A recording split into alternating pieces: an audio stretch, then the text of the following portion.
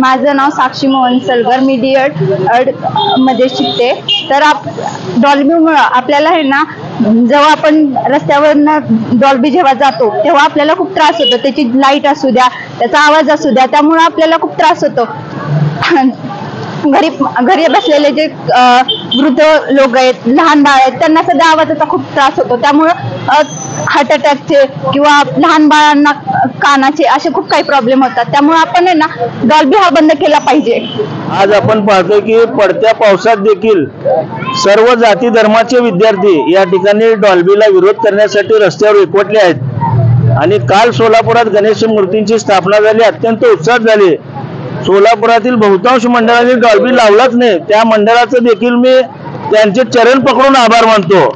आणि मला वाटत नाही की कुठलाच महापुरुष, कुठलाच धर्म एखाद्याच्या कानाला, एखाद्याच्या डोळ्याला, एखाद्या मातेच्या बाळाला त्रास होईल असं बोलावं किंवा वागावं असं कधीच सांगत नाही। त्यामुळं आपण सर्वांनी डॉल्बीचा नाद सोडूया व पारंपरिक वाद्यांची साथ घेऊन आपले महोत्सव अधिक सुंदर रंगतदार करूया। सोलापूर शहर व जिल्ह्यामध्ये डॉल्बी मुक्त शहर व जिल्हा झाला पाहिजे, यासाठी आज या ठिकाणी विद्यार्थ्यांनी एवढ्या मोठ्या प्रमाणात भर पावसात सुद्धा उभारून मानवी साखळी या ठिकाणी निर्माण केलेली आहे। कारण सगळ्यात जास्त याचा त्रास सोलापूरकरांना होतोय, आरोग्यावर होतोय आणि त्याचा परिणाम अनेक सोलापुरातल्या तरुणांनी भोगला आहे, किंबहुना त्यांच्या कुटुंबांनी सुद्धा भोगलेला आहे। मागच्या काही मिरवणुकांमध्ये डॉल्बीमुळे अनेक तरुण या ठिकाणी हार्ट अटॅक येऊन त्यांचं कुटुंब उद्ध्वस्त झालेलं आहे। त्यामुळं ही चळवळ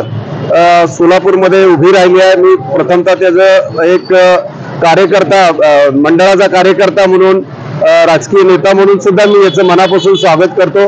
पारंपरिक वाद्याच्या माध्यमातून ही ज्या काही मिरवणुका असतील, धार्मिक सण असतील, उत्सव असतील, आपण साजरे केले पाहिजे। परंतु ज्या उत्सवातून आपल्याला काहीतरी त्रास होतो, आपल्या लोकांना, पब्लिकला त्रास होतो, जीवहानी होते, अशा गोष्टी टाळणंच योग्य आहे। आणि यासाठी जर विद्यार्थ्यांना रस्त्यावर यावं लागलं असेल तर प्रत्येक तरुण मंडळाने असेल या ठिकाणी हे मनाशी खुणगाठ बांधली पाहिजे की नाही, आपल्याला डॉल्बी मुक्त शहर जिल्हा करत असताना आपलं आरोग्य चांगलं राहण्यासाठी डॉल्बी मुक्त महत्वाची आहे। या ठिकाणी वयोवृद्ध नागरिकांनी असेल, डॉक्टरांनी असेल, सर्व समाजातील संघटनांनी असेल या ठिकाणी भाग घेतलाय। तर मी सर्व मंडळातल्या पदाधिकाऱ्यांना हात जोडून विनंती करेन, मी सुद्धा मंडळाचा कार्यकर्ता आहे, गेली 20-30 वर्ष झालं मी मंडळ चालवतो। परंतु पारंपरिक पद्धतीनं त्या ठिकाणी आम्ही लेझिम पथक, ढोल पथक या पद्धतीनं उत्सव साजरे करतो। आपणही असेच साजरे करूया।